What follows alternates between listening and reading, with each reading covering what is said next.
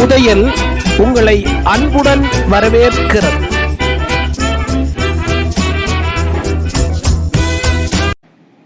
அனைவருக்கும் வணக்கம்.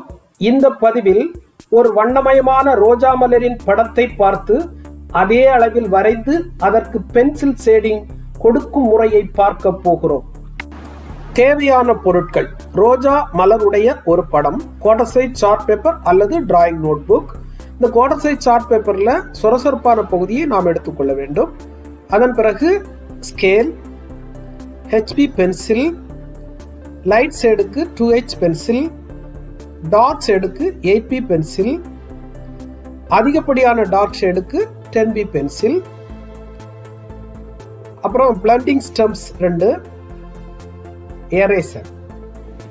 முதலில் இந்த ரோஜா படத்தின் மீது கட்டங்கள் வரைய வேண்டும். அதற்கு பக்கங்களை அளக்க வேண்டும். அகலம் 5 அங்குலமும் நீளம் 9 அங்குலமும் இருக்கிறது. இப்போது ஒவ்வொரு அங்குல இடைவெளி விட்டு நேர்கோடுகளும் ஒவ்வொரு அங்குல இடைவெளி விட்டு கிடைக்கோடுகளும் நாம் வரைந்து கொள்ள வேண்டும்.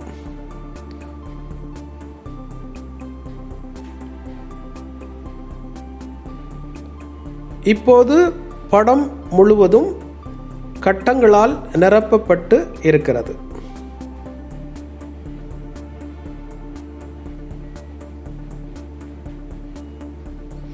இதே போன்று பக்கத்தில் இருக்கின்ற இடத்தில் நாம் அளந்து கொண்டு அகலம் 5 அங்குலம் நீளம் 9 அங்குலம் வரும்படியான ஒரு செவ்வகம் வரைந்து அதில் ஒவ்வொரு அங்குல இடைவெளி விட்டு நேர்கோடுகளும் கிடைக்கோடுகளும் நாம் வரைந்து இதே போன்று ஒரு கட்டத்தை வரைந்து கொள்ள வேண்டும்.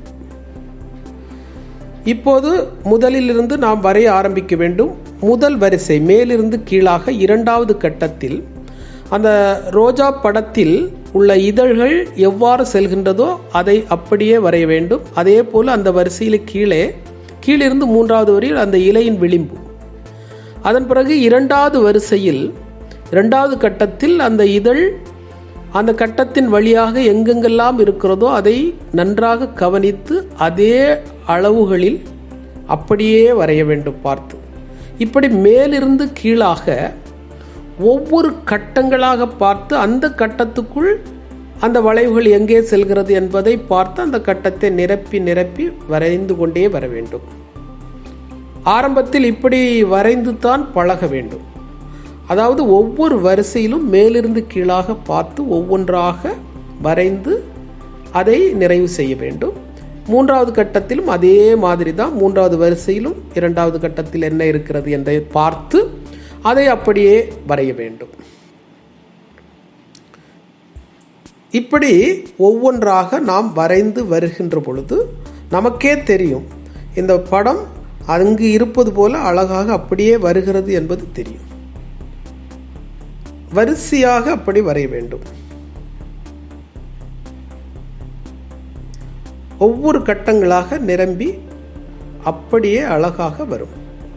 இனி அடுத்து இதை முடித்த உடனே நான்காவது வரிசை மேலிருந்து இரண்டாவது கட்டத்தில் எந்தெந்த கட்டங்களில் அந்த படத்தின் அந்த வளைவுகள் எங்கெங்கெல்லாம் இருக்கிறதோ அதை பார்த்து எந்த இடத்தில் அந்த கட்டத்தில் தொடுகிறதோ அதை குறித்து கொண்டு அப்படியே பார்த்து அதை போல அப்படியே வரைய வேண்டும். இப்பொழுது நாம் படம் வரைந்தாகிவிட்டது. சுற்றி இருக்கிற அந்த கட்டங்களை எல்லாம் நாம் எரேசரால் அழித்து விட வேண்டும்.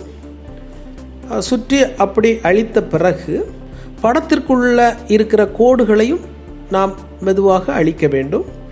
அழிக்கும் பொழுது நாம் வரைந்த படம் அழியாமல் பார்த்து கொள்ள வேண்டும். அதன் பிறகு மேலிருந்து தெளிவாக அந்த கோடுகளை அழித்து அப்படி அழிக்கின்ற பொழுது அந்த படத்தினுள் நாம் வரைந்த வளைவுகள் அழிந்தால் அவற்றையும் திருத்தி ஒவ்வொன்றாக தெளிவாக பொறுமையாக அப்படியே வரைய வேண்டும்.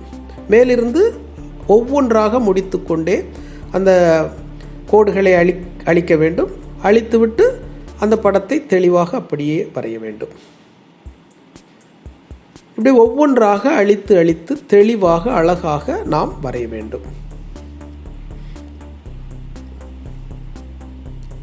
வரைகின்ற பொழுது ரொம்ப கவனமாக அந்த படத்தில் எப்படி இருக்குமோ அதை போன்றே அப்படியே வரைய வேண்டும்.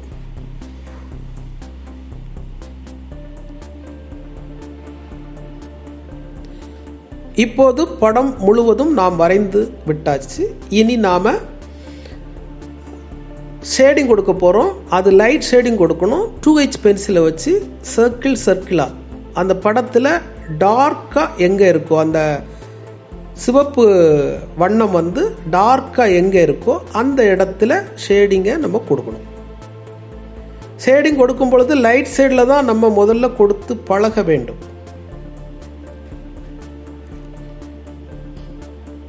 எந்தெந்த இடத்துலலாம் டார்க்காக கலர் இருக்கிறோ அந்த இடத்துல ஒளிப்படவில்லை, அதை மனதில் வைத்து கொண்டு நாம் அந்த இடத்துல நம்ம அந்த பென்சிலை வச்சு அப்படியே ஷேட் கொடுக்கணும்.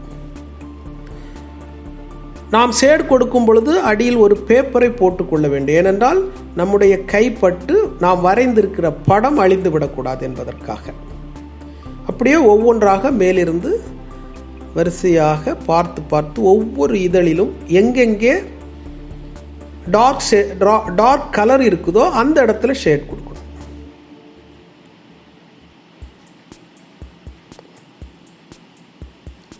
பொறுமையாக ஒவ்வொன்றாக லைட் ஷேடை வச்சே முதல்ல கொடுக்கணும். கொடுத்துட்டே வரணும் ஒவ்வொரு இதழும். அந்த இதழ் ஓரங்களில் பெரும்பாலும் டார்க் கலர் இருக்கும், அதனால அந்த இடத்துல நம்ம ஷேட் கொடுக்கணும். படத்தில் தெளிவாக தெரியும் நமக்கு. அப்படியே முழுமைக்கும் நம்ம ஷேட் கொடுத்துட்டு வர வேண்டும்.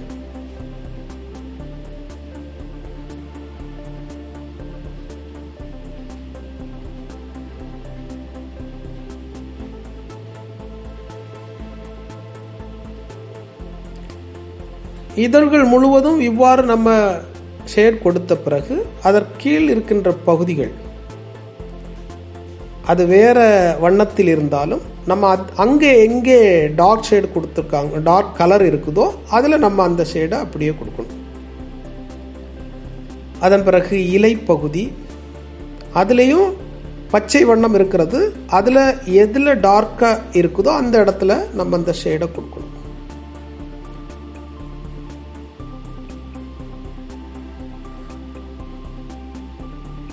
ஒளி படுகின்ற இடத்தில் அந்த வெள்ளை நிறத்தில் அந்த இடத்துல ஷேட் கொடுக்கக்கூடாது. இப்போ நம்ம இலை பகுதியில் கொடுத்து கொண்டு வருகிறோம்.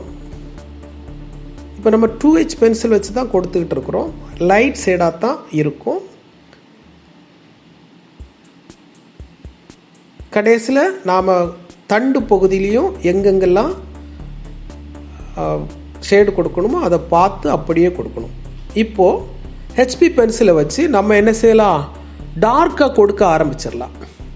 இப்போ நாம் அந்த 2H பென்சிலுக்கு அடுத்தால நம்ம கொடுக்க வேண்டியது HB பென்சில் தான். HB பென்சில் கொஞ்சம் நார்மலான டார்க் இருக்கும், அந்த கலரை அந்த டார்க்கை வச்சு அப்படியே நம்ம இருக்கிற இடத்துல கொடுக்கணும்.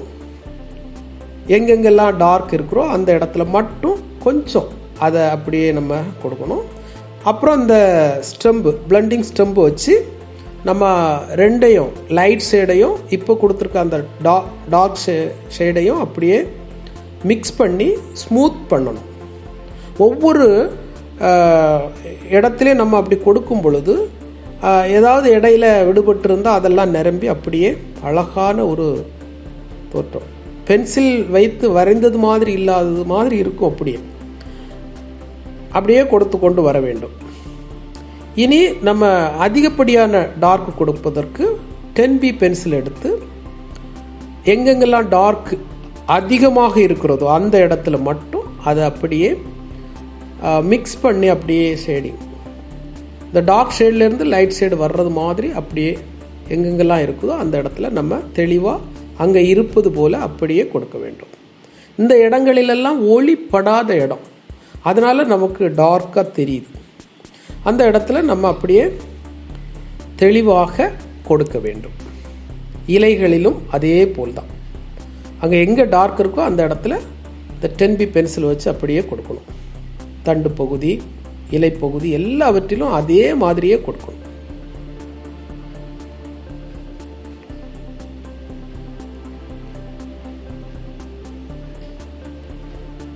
இவ்வாறு கொடுத்து முடித்த பிறகு மீண்டும் நம்ம பிளண்டிங் ஸ்டெம்ப் எடுத்து அதை அப்படியே மிக்ஸ் பண்ணி டார்க் லைட் ஷேடை அப்படியே மிக்ஸ் பண்ணி அதை அப்படியே ஸ்மூத் பண்ணணும்.